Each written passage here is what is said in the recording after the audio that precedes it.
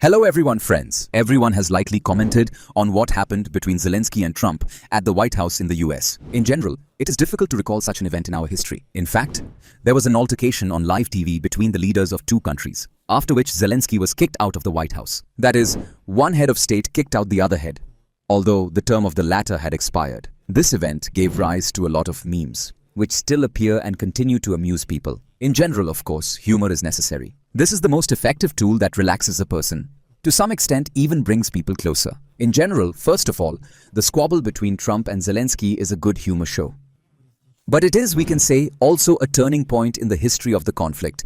And even more correctly, it is a watershed. In short, what happened? Trump, as the head of the strongest country, turned from a hidden opponent of Zelensky and Ukraine into an open critic, similar to the Russian information agenda.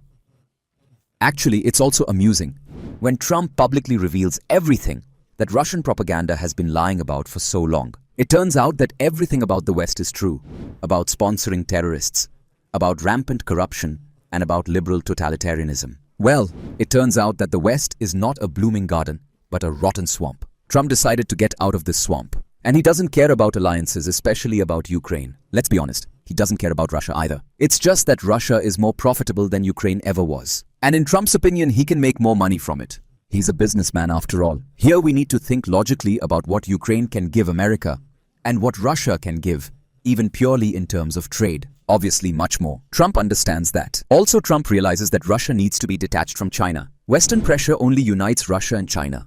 He will sell Ukraine at the highest price in negotiations with Russia, and he is sure to sell it. Much has already been done against Zelensky and Ukraine from a media perspective, making it difficult for Trump to change his opinion. Well, it's going to be such a major reputational blow. Plus, they have a personal dislike for each other, which again, their every meeting shows. They literally and figuratively speak different languages. Trump about one thing, Zelensky about another. Plus, Trump on his own territory was snapped at by his own puppet. That's unforgivable. It's an undermining of authority, and that's why Trump kicked Zelensky out of the White House after eating his dinner. So, a lot has been said about why Trump changed US policy 180 degrees. Well, first of all, it is forced by the systemic crisis of the world order. Capitalism, as we know, like any other economic model, is finite.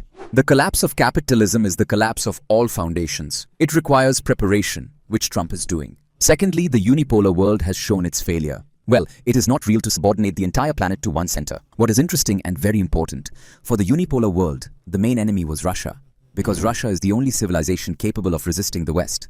It has nuclear weapons, and in fact leads the world liberation movement from the Western yoke, which tried to reformat itself under the unipolar world. But Trump opposes to a unipolar world, as he understands perfectly well that it is a utopia. And on utopia, like Biden, he is not going to throw all of America's energies in the interests of transnational corporations. That's why he's shutting down these globalist projects like US side. He wants to drag the US into a new world order where there will be multiple centers of power with the most favorable conditions. Well, as he likes to say, with good cards. And now the question is, who is the main rival for the US in this world order?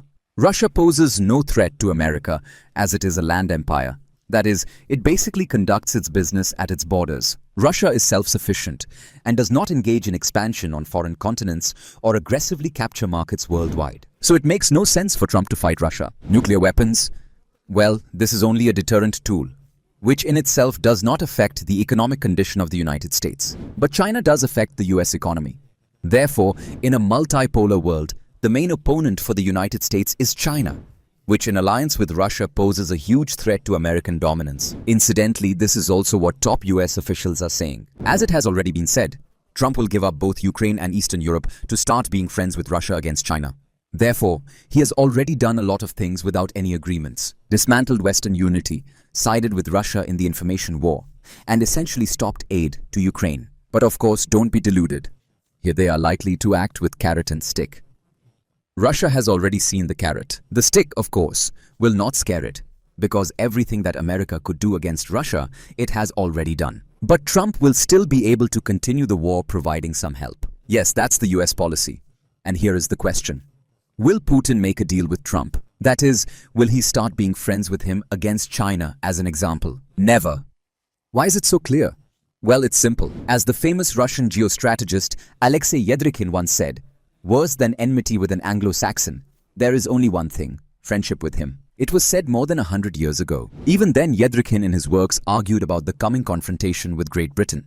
And at that time, Russia was friends with it. He believed that Russia's illogical politics would lead to the country's downfall. He was referring to the friendship with Great Britain against Germany and Austria-Hungary, pointing out that only the British would benefit from such a situation, while Russia would lose access to the seas. Yedrikin proposed the idea of an alliance between the continental powers of Russia, France and Germany. But, as we know today, he was right. The British partly organized the February Revolution, which led to the October Revolution. And Russia, in fact, having won the First World War, it came out of it a loser. Throughout their history, the Anglo-Saxons have betrayed and deceived their partners and allies. They rarely fight wars, but they are good at playing one nation off against the other. As the Irish say, if two neighbors are fighting, it means one of them had an Englishman over last night. Think about it, all today's conflicts are created by them. Well, take the Middle East, Palestine, Israel. Who organized all this? Great Britain, when it decided to create an Israeli state in the late 19th century on Palestinian lands. Much has been said about World Wars I and II. Pakistan, India. This too was once a single country divided by the Anglo-Saxons. And who played Ukraine off against Russia? Well, I think it's clear. In addition to all this, Russia already tried to be friends with them in the late 80s and early 90s. The outcome of this friendship is known. As always, they deceived, enslaved and created enemies around Russian borders. If we look at who else has been friends with the Anglo-Saxons, including the United States, since it is essentially the same thing, their rotten policy becomes even clearer. Remember how they ran away from Vietnam, abandoning their allies. They betrayed Hussein Gaddafi. Remember how they fled Afghanistan, abandoning their allies in the same way, according to a proven scheme. So many predicted that they would abandon Ukraine in the same way. And what do we see? Indeed, this is what is happening. We can say more. The US is abandoning even its closest allies. They impose tariffs, openly humiliate. Recently, Trump even said that he was not going to defend his closest allies. You have to realize that it's in their blood to deceive and betray. There's an interesting story here. I once dealt with this provision of the Constitution on the priority of international law. As you know, in Russian Constitution, it is written in Article 15, Paragraph 4. And many people pointed out to me that this provision is in the US Constitution. In fact, there is nothing similar there. Only Austria and Germany have a similar provision. In America, there is no priority of international law over national law. But even more, they can unilaterally annul any international treaty by a simple law.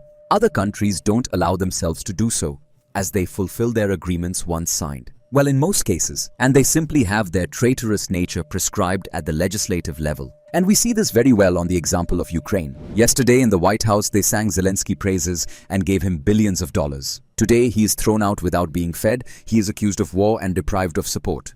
And here I would like to ask, well, Ukrainians, did your Anglo-Saxons help you? That's their main mistake. They, like naive natives, trusted the planet's top predators. And as expected in such a situation, they were naturally betrayed. There are a lot of jokes on the internet that Trump, like his country in World War II, now wants to be on the winning side.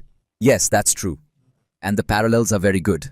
Trump immediately took a neutral position in this conflict. Well, Russia and Ukraine are fighting, and I'm going to make peace here. At the start of World War II, they also maintained neutrality. Moreover, Truman even considered the option of helping Germany rather than the Soviet Union. And what is important to know here is that just like the times of World War II, the real aggressor today is nurtured by the Western and American elites. Both then and now, all this growth is raised by Western capital. And today, just like then, part of the West, namely the United States, is turning away from its project and siding with the winner. Or rather, they're doing what's best for them. Yes, there's going to be a lot of haggling. But if we call things by their proper names, if Trump speaks the truth, then he needs to recognize that it was America that created today's Ukraine.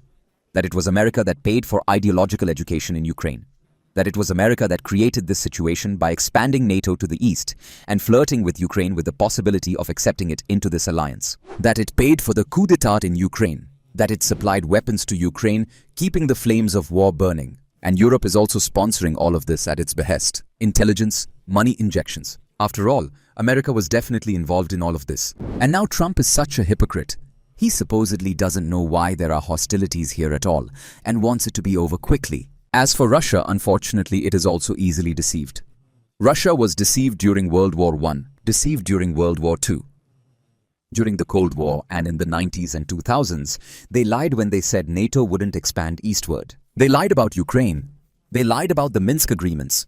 They lied about the negotiation process forcing Russia to withdraw its troops in 2022. This is what the West always does. But enemies should not be deceived, because as German Emperor Bismarck correctly noted, do not hope that once you take advantage of Russia's weakness, you will receive dividends forever. The Russians are always coming for their money, and when they do, don't rely on the Jesuit agreements you've signed that supposedly vindicate you. They are not worth the paper they are written on. That's why you should either play fair with the Russians or not play at all. That's exactly what Russia will do now. To get its own back, the country's leadership clearly has no illusions about the West. Russia has had a lot of lessons that it has learned well. Let's finish here. That's the way it is, friends.